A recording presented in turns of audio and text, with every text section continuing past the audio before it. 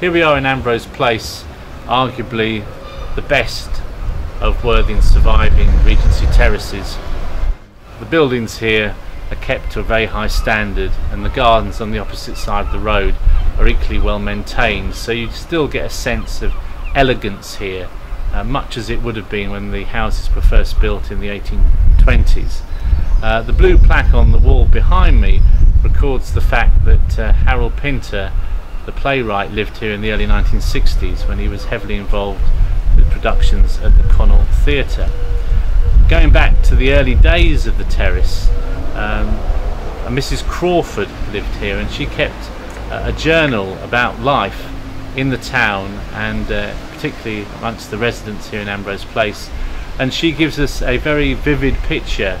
of the harsh and difficult times in the 1830s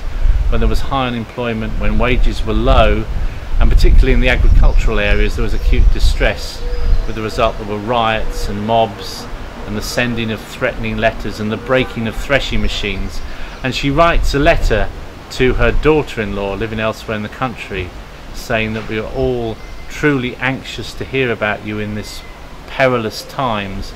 for mobs destroying and riot are taking place here as in your county, and she says we dread everything that leads us to expense.